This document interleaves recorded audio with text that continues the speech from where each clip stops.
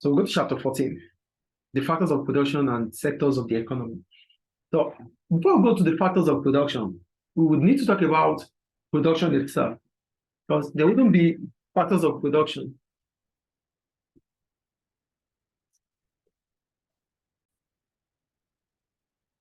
Factors of production and the sectors of the economy. So whatever sectors we have in the economy, whatever the sectors we have, their main objective is to make production. So either in goods or services. Great. So production would have occurred with the help of factors of production. So we wouldn't talk about production without factors of production. So factors of production are the resources that helps us in the course of producing goods or services. So we need these factors to put them together. We call them inputs to provide or to be processed to become outputs. Do you get it? So what is production? Production is the creation of utility. That is my own definition of production. I said what? The creation of utility. And what is utility? The amount of satisfaction that can be derived from the consumption of any commodity. So look at what they said here. They said, look at what I said, production is the creation of utility. That is what I said. And I said utility is the amount of satisfaction that can be derived from the consumption of any commodity. So businesses and firms, they would provide goods and services, all to ensure that customers are satisfied. So the end result of production should be satisfaction. The end result of whatever you have produced must satisfy the needs and wants of customers. So without customers being satisfied with whatever product you produce or with whatever service you render, then there's a problem about your production. So there's no production without consumption. And consumption must be utility, must be satisfactory. So look at the definition. They said production is a process that involves converting resources into goods or services. These goods and services are provided to satisfy the needs and wants of people. So everything about production ends with what? Satisfaction. And there wouldn't be satisfaction without consumption. It is after consuming the product or being rendered the service that you say, oh, it is satisfactory. Oh, I'm happy with this service. Oh, there's value for my money. So in as much as customer says, oh, there's value for their money, then there's no satisfaction. So if I'm saying, oh, I'm not happy with this kind of service, oh, this product is not what I thought of, then there's no satisfaction. So meeting customers' expectation is giving quality. And whatever businesses must produce, they must produce them with what? Quality. Do we understand? So there's no production is not complete until it gets to the final consumer. Why must a product reach the final consumer before we talk about production? We have to talk about the final consumer because they are the ones who will tell us if the product is satisfactory or not. I think production is clear. Great. So how are we going to be able to produce? We won't be able to produce without the factors of production. That's why we said factors of production are what? Resources that helps in the production of goods and services. And what are those resources? We have land, labor, capital, and enterprise. There's nothing in this world that can be produced without the factors of production. There's nothing. There's nothing. Name it. There's nothing. The phone, the laptop, it involves using factors of production. The clothes I wear involves using factors of production. The wristwatch, whatever we have, they are all factors of production. So let's take example the school. Even the school, they are factors of production. The building is land. The teachers in the school are labor. The owners of the school are entrepreneurs. Yes or no? Yes. The resources in the school that we use, the laptops, the boards, the photocopier used, the school bus, they are all capital. So we wouldn't talk about anything produced without land, labor, capital, and enterprise. Any question about that? Yeah. So we start with land. So when we talk about land, land is natural resources. It is fixed in nature. It is immobile. And the reward for land is rent income. Do you understand land here? Yes. I've said everything about land. Land are factors of production. Land is one of the factors of production. And what does land do? We use it. Anything on land is land. So we use land to We use land, for example, mountain, the buildings, everything we have. All natural resources comes from land. So I think land is clear. Yes. So you have to say businesses often require a plot of land on which to locate or operate their premises. For example, a large supermarket. So all in all, we need land to start up our business. I think it's clear. And the reward for land is what? Rent. Put that in your mind. The reward for land is rent. That's all about land. We go to labor. When we talk about labor, labor is the physical and mental effort used in the production of goods and services. What did I say labor is? I said labor is physical and mental effort used in the course of producing goods and services. You have a question? Business of Economics. 104. Yes. 101. Are you there? Yeah. Can we continue? Okay. So for labor, we said it's what physical and mental effort used in the course of producing goods and services. Workers are labor. That's labor. So as I'm teaching part of labor, so this is service. I'm using my mental. Yeah. So some will use their physical effort, like the bricklayers, like the plumbers. Some use physical effort, others use mental. Doctors will use their mental effort. Accountants will use their mental effort. I think it's clear. Yes. Most of services are done with mental effort. Any question about that? No. And the reward for labor is wages or salary. Is it clear? So for labor, it is wages or salaries. So we move on, right? Any question about that? So when I talk about human capital, before we finish up, the value of an individual, the value of individuals in terms of their abilities, their skills, their characteristics is what we call human capital. Okay. Do you understand what human capital is now? Your value to the organization in terms of the skills you bring to the organization, in terms of the charisma you bring to the organization, in terms of the effort you put your knowledge in the organization is called human capital. Any question about human capital? No. Clear. Then we go to capital. For capital is in business is different from capital in economics. Capital in business is the amount of money you put as the owner of the business into the business. But in economics, capital is the wealth used in producing other wealth. Resources, human-made resources that helps to produce other products is called capital. So it's not, they're not only talking about money. Money, yeah. Only money. They are resources that produce other resources. So they are human-made resources. So the laptop is capital. Because with the laptop, you use it for other jobs. The machines are human capital. You use them to produce other resources, other products. Yes or no? Yes. So do we understand human capital here? Yeah. So capital here does not mean money. It means anything that is human made that will help us to produce other things. Any question about capital there? No. The reward for capital is interest. What do I call the reward for capital? Interest. Why is it interest? It adds up. It is adding up. So whatever you invest in terms of capital would be double-fold, will increase. That's why we call it interest. Is it clear? Yes. So we have working capital or circulating capital.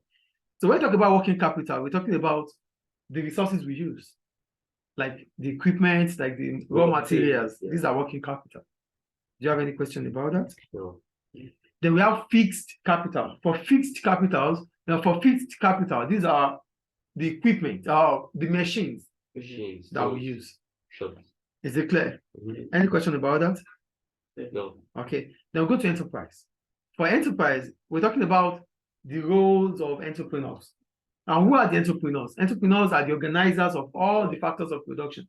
So land, labor, capital has to be organized by that individual who has taken the risk to set up the business, who is what? The entrepreneur. Do you understand what an entrepreneur is now? Yes. So for the enterprise, an enterprise is just like the office of an entrepreneur. The place for entrepreneur, where they use for their business, for their operations, is called enterprise. So the owner of the business is an entrepreneur. Do we get it? Yes. So the reward for an entrepreneur is profits. So entrepreneurs can either make profit or loss. Do you get it? Yes. So entrepreneurs might make profit or loss. That is their reward. Is it clear? So here they say without them, production would not take place. But what exactly do they do, the entrepreneurs? So we wouldn't be talking about having laptops available. We wouldn't be talking about having phones available. We wouldn't be talking about all these products without the ideas of entrepreneurs. They are the ones that have come up with this business idea that they feel, we call it invention. They come up with business ideas that they could make money from. Do you understand? So one of the functions of an entrepreneur is to come up with an idea that they will be able to make money from it. They are the start of the business. Yeah, they start of the business. Yeah, they are the starters. They want to start the business. And why are they doing that? They want to make money from it. Yeah. So the business idea is logically to make money. Do you understand? Yeah. So the first role of an entrepreneur is coming up with business idea. So they create that thing. They have the mindset to create something that will be sellable. Mm-hmm. Is it clear? Is it clear, please? Yes. They are business owners. Yeah. They take decisions about the business. So whatever happens to the business, it's from them. I think that is clear. The third one, entrepreneurs are risk takers. They are risk takers, yeah. Because why are they risk takers? Do you know what risk is? Risk is the uncertainty. Risk is not risk. It is the uncertainty that might arise in the course of your decision. Do you get what risk is here? The uncertainty that might arise in the course of you starting up that business. So as entrepreneurs, you are starting a business that you wouldn't know how it's going to end. You are starting a business that you are selling to those that don't care about you, but care about the product yourself. So if they are not buying, there's nothing you could do about it. You cannot use guns to chase them around to come and buy your product. That is why it's a risk. Yeah. They're not going to buy your product because of empathy. They're not going to buy your product because they know you or they love you or you are their friends. No. They're going to buy your product because they derive satisfaction or they're going to derive satisfaction from the product. So that is why it's a risk. And you are putting your money, your hard-earned money into it. Do you understand why it is a risk? No one is going to give you money to start up a business. It's your business, you're starting it up. You could put all your life savings into it. And it might be zero at the end of it all. So that is why we call it risk. Why we call them risk takers. Because they put their hard-earned money into the business that they are not sure if it's going to be successful or not. Is it clear? Entrepreneurs are responsible for organizing other three factors. We said that already. So they are the controllers, the organizers of land, labor, and capital. Any question about that? No. Okay, we'll move on. So,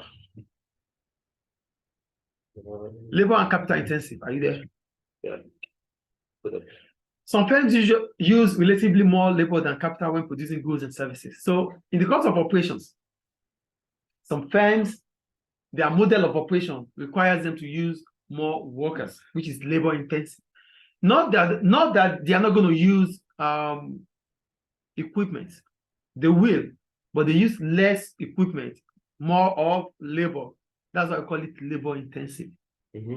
It is not labor intensive because they are not using equipment or machines or technology. They are using, but they're using less. More labor than the capital. That's why we call it labor intensive, because in the economics, they could give you questions that will say, oh, labor intensive means labor. They are using labor in the course of production. No, it's wrong. It will be part of the options, but it's wrong. It is using more of workers or labor than equipment. Or relying on workers more than equipment. This is what labor intensive is. Is it clear? Yeah. Then go to capital intensive. For capital intensive, they rely more on capital than labor. Any question about that? No. Any question, please? So that's about that. We'll move on. Now we go to the sectors. So we have three sectors in the economy. We have the primary sector, we have the secondary, and the tertiary sector. For now, these are the three. So we start with the primary sector. For the primary sector, this is the sector that deals with extraction of raw materials. Mm-hmm. Are you getting it? We talked about it. We talked about this in business, I guess. Yes. So it's the sector that deals with the extraction of raw materials. And yeah. And the branches of the primary sector are, we have agriculture, which is the cultivation of crops, rearing of animals for the benefit of man. Goals. Fishing. So we have we have branches of the primary sector. We have the agriculture, which is the cultivation of crops, rearing of animals for the benefit of man. We have fishing, which involves going to how to do that. Then we have forestry, the timbers, the plantations. They are part of primary production or primary sector. Then we have the mining and quarrying. Gold, diamond, and okay, so that's about the primary sector. So basically for primary sector is the extraction of raw materials from land. I think it's clear. When we talk about land, we're talking about river, we're talking about mountain, we're talking about whatever is on land. So anything on land is land. Is it clear? Is it clear, please? All right. So we go to the secondary sector. So as soon as these resources are extracted, we cannot use them like that. We need to convert them. So the sector of the economy that deals with the conversion of raw materials into finished goods is the secondary sector. Do you understand the secondary sector here? So this sector deals with those things that has to be converted to be ready to be used. So we call them finished goods because as soon as they become finished goods, that means we can consume them. They are ready to be sold. Any question about that? No. We move on. An example of secondary sector is the manufacturing, the construction. These are secondary sector. You have a question about it? Okay, we'll go to the tertiary sector.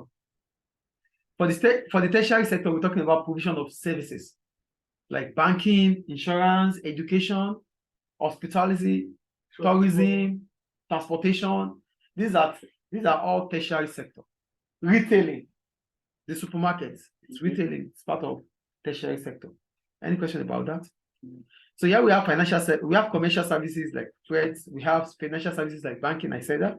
Household services like plumbing, decorating, gardening, house maintenance. We have professional services like the accountants, the lawyers, and we have transportation also. We talked about that. So we'll go on to changes in the importance of different sectors. So the number of one thing is this: the economy will evolve, the economy will change, it will not remain the same. So are you here? Yes. So there are always changes in the economy sector because you need one another. You can't just basically stay on primary without the need of secondary. You need the secondary, you need the tertiary. So every economy, every country would try to get better in terms of, we'll try to develop. That is the point. So here it said, the number of people employed in each sector does not stay constant over time. That's what I just said. Yes. The only thing that is constant in life is change itself. So changes are the only thing that are constant. So then it said different sectors grows and decline according to economic and social changes. So in some economy, there's decline in the primary sector. In some economy, there's decline in the secondary sector. So mostly every economy would want to reach the tertiary sector because that is the service. As soon as you have the largest population in the tertiary sector, you become a developed economy. That means every country depends on you. Yeah. Because everything about what we do is about service. So each country will try to reach the highest, the apex, which is tertiary. Do you understand? Do you get the point? Yeah. So this takes us to what we call deindustrialization. So there's industrialization. Industrialization means the building of the industry. Yeah, but you could say it is the process through which a non-industrialized economy becomes industrialized.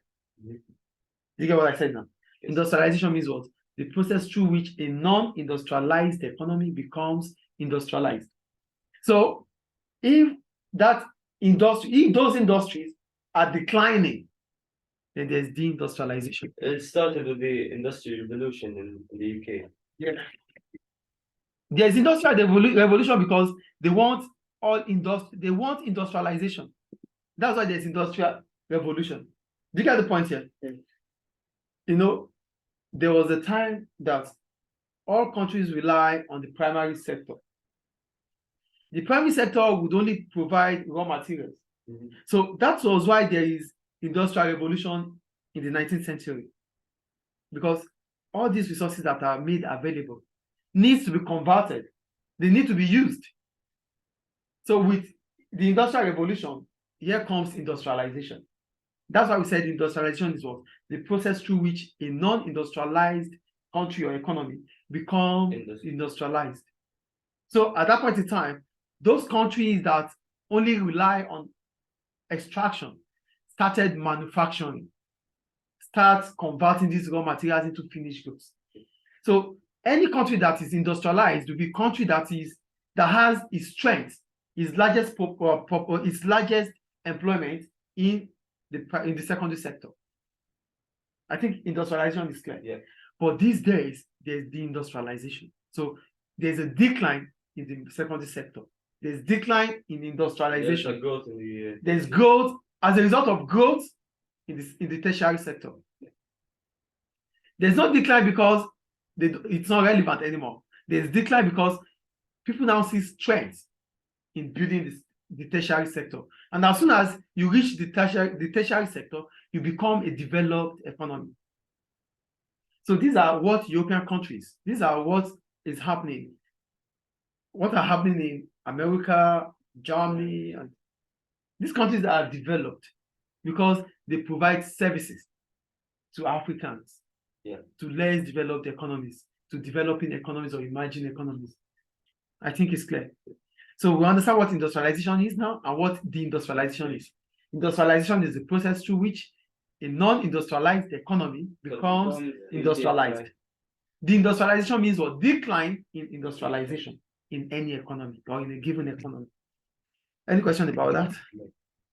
We have an example here, Baishan. Yeah, okay, yes. In Germany. Okay, yes. You see what happens here? We have the primary sector. It was 22. It was 24.6, but now it's as good as over. Do you understand? So this is what it's about.